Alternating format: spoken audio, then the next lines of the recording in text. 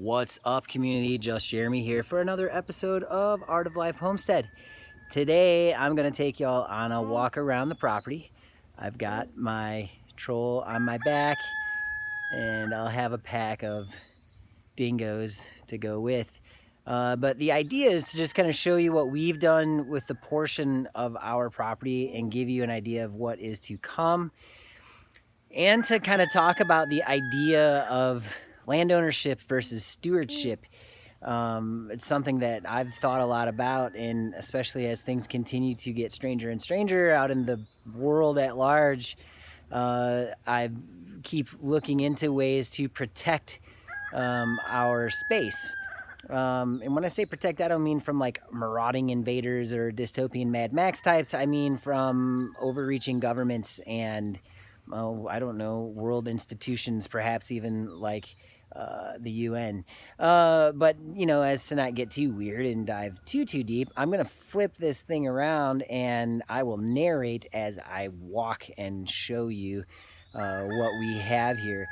So I'm starting at the house and we're going to take a little walk around through the courtyard. We have a annual event here every year this weekend, a cob building workshop, which will definitely be a video. We have a lot of people and play in the mud and have a lot of live music. It's always a good time, good group of people, so I look forward to that. But anyway, so, you know, we try to do our most living outside. And while summertime gets a little bit rough, a little, you know, July and August and September really are probably the two hardest months here for me personally, because it just gets so blasted hot and humid. And being out, so we don't have air conditioning, which I'll tell you, I've heard a lot of people say, oh man, I can't believe that you guys live in that kind of environment with no air conditioning. You know, your body gets used to something like that. And pretty soon you realize that it's everyone in their air conditioned houses that are perfectly, you know, tempered, that are really missing it. I started doing a lot of Wim Hof's breathing techniques, which led me into cold water training. And I take cold showers almost every day now, as cold as the water will get. And it's actually something you start to realize. Oh, first of all, I've actually craved the cold shower, which is weird. I don't like the cold water initially when it hits you, because that sucks. But the feeling that you get from it is pretty damn amazing, and I actually feel better than I have in a long time, and I don't know if it's a combination of the things or what. But it started lending me to the idea that, you know, we are so removed from our actual environment, and we live in these boxes that are so perfectly conditioned and so prepped for us and so insulated from the real world that we're disconnected from it. And your body actually regulates itself pretty damn well. Now, my wife will laugh at this when, you know, August comes around and I start crying about wanting, you know, fans running 24/7 and everything, at least when we sleep, because it does get hot, I'm not gonna lie. But typically there's about a 20 to 25 degree temperature difference between daytime and nighttime, even in the summer or in August. It'll still get down into the low 70s or maybe even just below 70 at night, which is a huge relief. But it stays humid, and that's where we go, where it gets raw for me. But anyway, this little gem of a creek here, it's kind of hard to see because the jungle has taken over. I know I've showed this before, but this creek runs the entire length, the longest length of our property. Now, it's not always wet. It's wet all but the driest, and it depends really on how dry August gets on us, or sometimes we flood in July. This, even though it's hard to tell, is actually going to be our future orchard. This is a south-facing slope, and I'm going to move the goats over here with a more permanent paddock, with the idea that eventually there will be sheep and fowl that get rotated into this. but this is our best, really the best spot that's furthest away from cedar trees, because we have a lot of cedars on our actual home plot. So I'm going to take you guys around this way. We have cut trails with a tractor and a bush hog all over the place. You can go all over. Now we sit on 40 total acres, which if you do that's 1,000 feet in every direction. It's 1,000 feet one way, 1,000, and it's like 1,000 foot square, 1,000. So 4,000 total square feet. But the creek runs the longest way through it, and we're gonna get, so this is where the kids love to come down and play. We have a little bench down here. There is going to be a small pond eventually that will actually be for irrigation purposes. We almost had that dug last year, but you know, it's always something comes up when it seems like you're sitting on the money that's appropriated for one thing. But what's most exciting is something that we should have long exploited, or at least attempted to exploit a while ago, but it just, we just haven't until recently been able to wrap our mind around how we're going to get at it. It's hard to tell through the camera, but about 50 feet or so that way, there is what we call a wet weather spring. This behind us goes up a steep incline, and at the base of that incline, I'm going to take you around to it. At the base of that incline is used to be, we were told, a constantly flowing spring. That's exciting. Water is, in my opinion, the biggest and most important aspect of any sort of off-grid adventure or anyone who seeks self-sufficiency. In my opinion, water is hands down the biggest necessity. Now and when I say we, it wasn't totally up to me. We went with a county water setup, and I regretted it from day one. And the other individuals that were involved in that and had a bigger hand in making that decision now also regret it, because our county water sucks. It smells like a chlorine pool all the time, or like a public pool all the time. Yeah, tell them, Esther. And it's dead water. There's no need for it because we have water here. So as I'm going to take you around here, this is actually our fence line. There's a small little pasture back there on the neighbor's end of things, but we never hardly see that guy. So now we're coming up the slope, and I'll show y'all where the wet weather spring is. And if anyone can, if you can exploit water on your property, whether it's drilling a well or tapping into a spring, and I don't expect that the spring produces enough water to run directly off of it.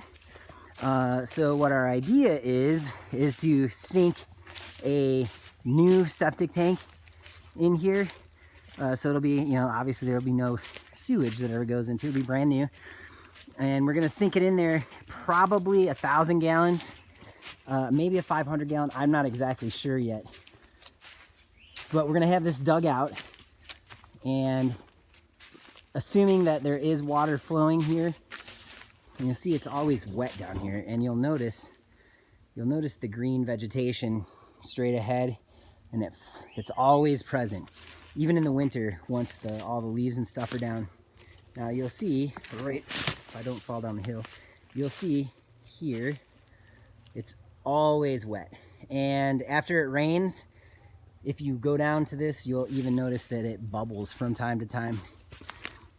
So that's telling me there's pressure. There's something going on down there. I'm sure over time it's silted in, just erodes over time.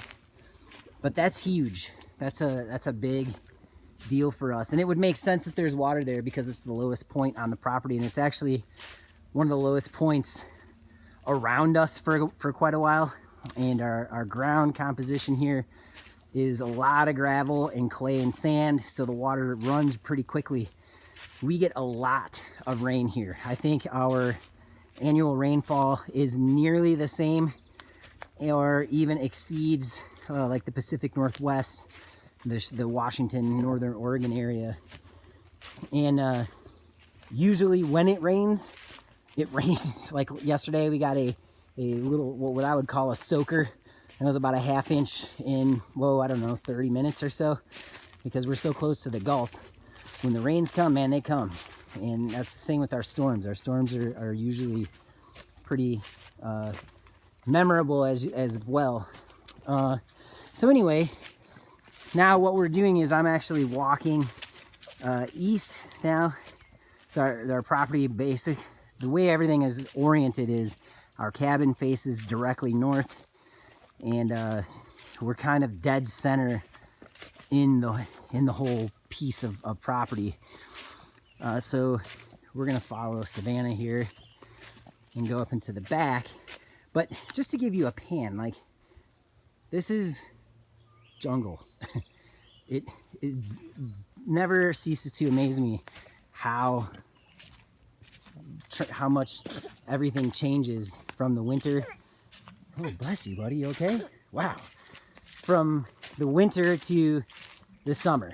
And in fact, I just read an article in the LA Times about this region of the country being North America's Amazon basin. And because of the biodiversity, Alabama is one of the most biodiverse states in the union. In fact, it might actually be the most biodiverse. But where we are located is the beginning of the Mobile River Basin. And the Mobile River it's a series of multiple rivers that all flow into this, that end up into the Gulf. But man, there is so much crazy life around it. I could take y'all to a swamp. Well, I don't know how much we could go through it at this point, but I could take you to a swamp that's just, like, it blows your mind. It looks like something out of Amazon. You know, even the trees are different. It's just different. So most folks here are into cattle. So you'll see, like, I have a cow pasture that borders the northeastern corner of the property. This is our biggest tree here, I believe. It's a white oak. Unfortunately, I believe it's dying. I think it got struck by lightning last year or the year before last. I'm not sure if it'll recover, but anyway, so we're gonna travel east until we hit the border, and then we're gonna go down into what the kids call the fairy forest, which is really a problem. It's kudzu. And if you've never heard of kudzu, kudzu is technically known as Japanese arrowroot. Every part of the plant is edible, which is awesome. The blooms make some of the most amazing jam you've ever eaten. It'll taste like grape Jolly Ranchers. However, it grows in the summer. It will grow 20 to 30 feet a day in some cases. And once it establishes itself, it's nearly impossible to get rid of.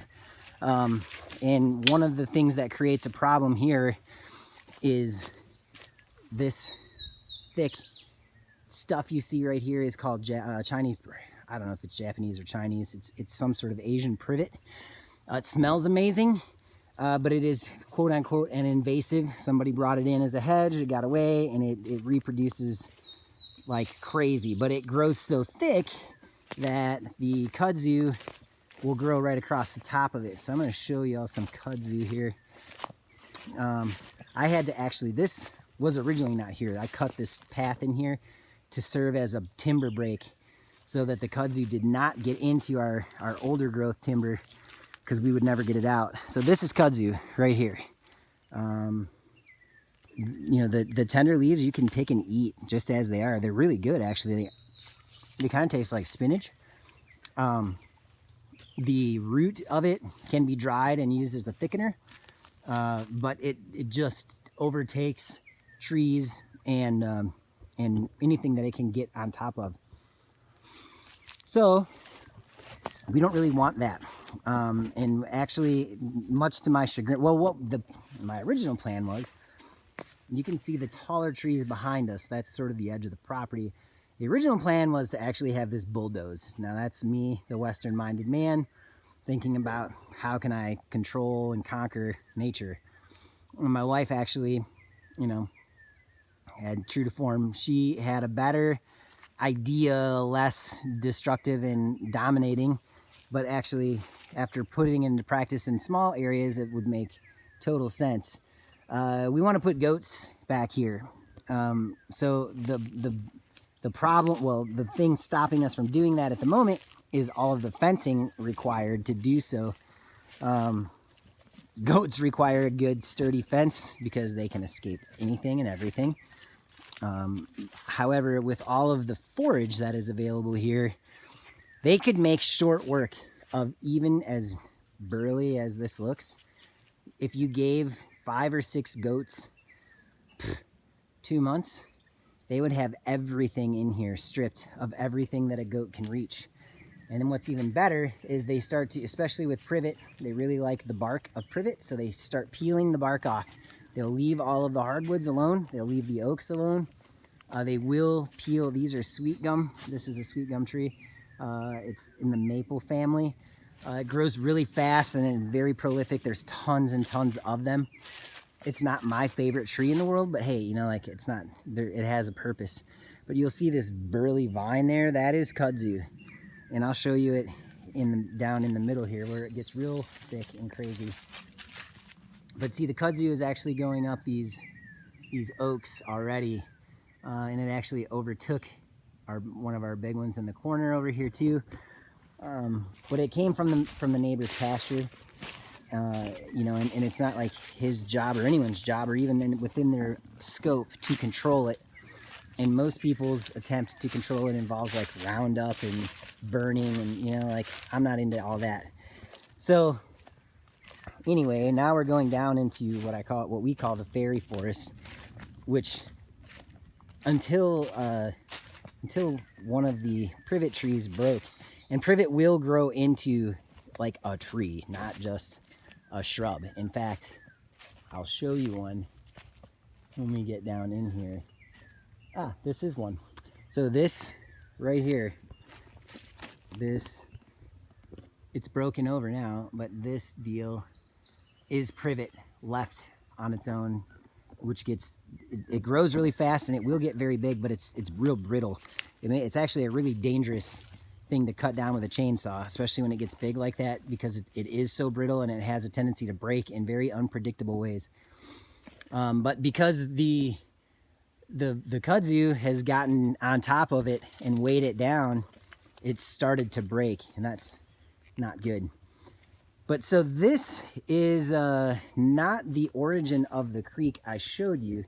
This is just a ditch that used to be wet all the time. I believe there's water in the ground, but when we had this property logged off 9 years ago, the knucklehead loggers pushed in part of this and may have diverted the water that was running through it into another area. That's a whole other story. Logging is just anyway, this is all kudzu down in here, the big 3-leaved deals. And even if I were to cut this vine and just pull that piece of vine off and throw it on the ground, it will root and it will just start. I mean, it's crazy how the stuff grows. It's almost impossible to dig out and get rid of. So I can't actually seek to control it. But if we can get goats in here and let them just go, it would be great for the goats. But the other thing is this, now as we're gonna come up a slope, we're traveling due south. But as we come up this slope, we would like to dig about a 2 acre, at least a 1 acre, but like a 2 acre pond. And unfortunately I can't show you because you'll never be able to see where it would be.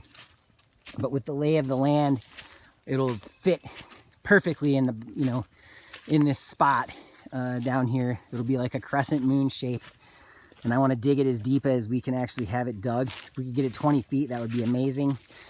I think we'll hit water before all that because there's a lot of water in the ground here. And like I said, it's a natural low that goes through. So, but that's also in the future works. Whether I actually do it with equipment or we pay to have it done, that remains to be seen just yet. But that is the grander plan, just so we have more water source and something for recreation. Let's see, I'll keep going this way. So now we're on the border of my neighbor's pasture, which I showed you, but we're still traveling. He surrounds our whole property. Nice guy, really nice guy. Like him a lot. But the timber here is primarily hardwoods. There is pine mixed into it and cedar mixed in, but it's primarily oaks and hickory. A lot of different kinds of hickory family trees. There's walnuts, like 4 or 5 different varieties of hickory. There's more oak varieties here than any other area of the world. I can identify at least 15, not necessarily on our property, but in the region. There's at least 6 kinds on our property alone that I can identify. A lot of black locust, sweet gum, black gum, which is also called a tupelo tree.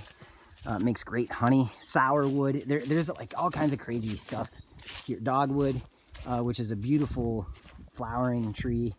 It has some great medicinal properties. But like this little guy, there's these all over the place. This is a water oak, and that's what primarily is on our yard. And they grow pretty quick for an oak. But I mean, I've seen some. I could show you some that we couldn't get 3 grown men's arms around the base of it. But anyway, so now we're going to come to where our main creek actually does flow from, and I doubt that it's wet at the moment. Even though there's water flowing on our end, like I said, there's a lot of groundwater here, and I think that the water on our end is coming more from ground sources than it is from this the headwaters, if you will. So this is where we would cross. Would be right in here. Even though it did rain last night, I doubt that it's wet. It's been fairly dry for this time of year. Yeah, it's dry. There's nothing flowing. So the water would flow through here, but it's not. Yeah, see, it's dry all the way into here, but now if we went up the creek a little bit, it'll be wet because it's flowing in. So that's all right. We won't. I'm going to take this is the abbreviated tour because we're getting into a 22-minute video, and who wants to really walk on that? Anyway, something that I wanted to touch on is land ownership versus just being a steward of the land. And most Aboriginal cultures and Native American cultures, they had no idea, no concept of land ownership. And I can totally understand why now, what that means. Now, the founding fathers of this country, that was when they said life, liberty, and the pursuit of happiness. Happiness was, in fact, it was synonymous with land ownership or property ownership. I understand where they were coming from. But I also understand that what they owned then, they actually owned outright. We do not own our property in the way that we think. If you do, you would not be paying property taxes. Now, I know how that sounds, and people are like, oh, you're crazy. Everybody's got to pay their fair share. Well, do a little study on law. Look up allodial title. Understand why anyone... If you understood the actual boundaries of the United States as it is defined, which is really only the 10 square miles of DC, then you would understand where I'm coming from when I say, the United States is multiple things. It's not only a geographical location, but it's also a corporate entity. But the geographical location is only the 10 square miles of DC. That's in US code. You can look that up for yourself. The geographical area that we call the United States and that most people think of when we talk about America or the USA is not the USA Corporation. And I'm not even going to get into all that. That's a long rabbit trail. But Anyway, what I've learned is I always wondered, how was it that the super rich and elite folks manage to keep their property when they get themselves into trouble, or they have all these things that they seem to control but don't actually own. And I actually heard a quote from a Rockefeller, which was, own nothing and control everything. And that started me to thinking, well, how would one even go about that? Well, how would you control it if you don't own it? Well, the answer to that is trust. If you look into trust laws, which is something that I'm starting to do now, I'm starting to wrap my mind around how these people do what they do. And I'm also understanding that there are two very separate functions of law. There's private law and there's public law. And if you don't understand the difference between public and private, I am not the best equipped individual to explain that to you. But I certainly would, if I were you, look into, there's a gentleman on YouTube, his channel is called Exit Babylon. He's got some fabulous information on it. He's a very wealthy individual who has been one of the top traders in the world, stock traders in the world, and he lives exclusively private. And if you want to know how he does that, it's very straightforward and pretty simple. But it's truly taking care of yourself, meaning that you won't accept benefits or privileges from the government.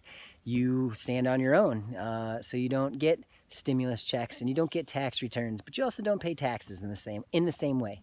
Now, I'm not advocating not paying your taxes or anything like that. I want to be real clear on that. I'm simply saying that even if you look at the U.S. tax code, the object is never to pay your fair share, but to mitigate your tax responsibility. I don't know any savvy business person in the world who goes, I want to make sure I pay every tax dollar I can. I'm pretty sure that any honest business person will tell you that that's not how they always try to look as poor as they can so that they minimize their tax exposure. But that's a totally different conversation. But anyway, how that actually relates to your property is, the idea is to put the property in trust, to get this in a situation where it is actually controlled by the beneficiaries of the trust, which would be, myself, my mother, all of our posterior and our children, for an indefinite amount of time. And we do it in such a way that it can never be leveraged by a financial institution or a government entity. We get this piece of property in its entirety into a situation where it is not really recognized by the county probate office, and therefore it is outside of their jurisdiction of taxable authority. Now, again, I'm no expert on this. I'm learning it as I go, and however it may sound to you, don't let ignorance and your own lack of understanding of law stop you from looking into this, because that is exactly where I was. I started hearing this stuff, and you start running into all these weird, like sovereign citizens and things like that, which, by the way, is an oxymoron. You can't be a sovereign and a citizen at the same time. That's actually an invented, sort of like conspiracy theorists. It's an invented term. You are either sovereign or you are a citizen. I seek to be sovereign, not in some weird legal status, but in the way I conduct myself, in the way I handle my affairs, and the way I take care of myself. And I want our property to be, our property is a critical component of that. So, with that, I'm going to turn this back around now and continue to walk, because I have no idea how I look. What we are attempting to do here is not own the land, but to be stewards of the land. I can't ever dominate and or control the nature here. I don't seek to. Every time that I have, you got yourself hung up on some black bear. There you go. Every time I've sought to, I've always been humbled by the experience. And that's really a Western-minded ideal. And the more I learn to work within what nature gives me and to sort of flow with her, the less issues I have and the less resistance comes up into it.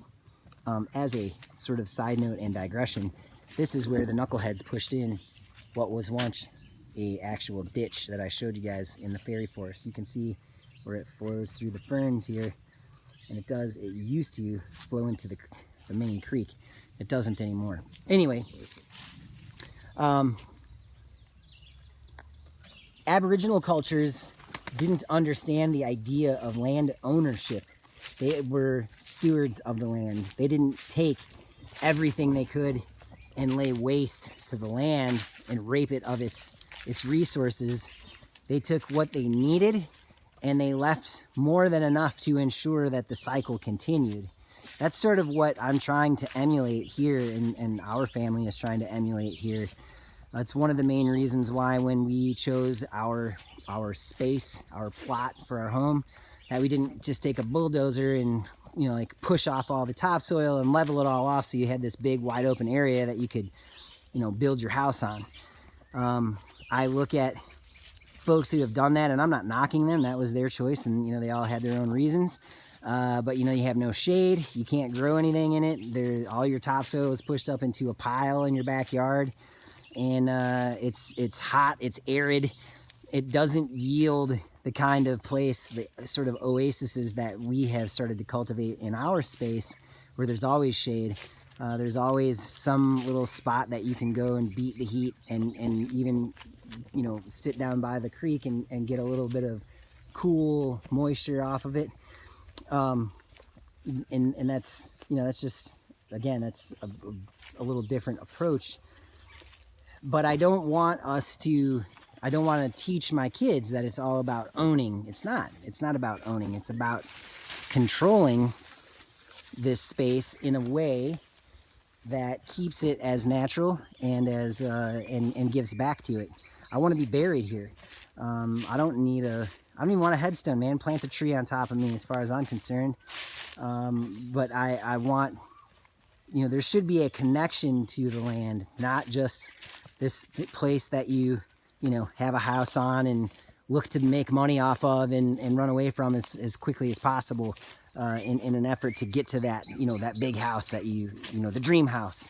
I want to build our dream house on the property.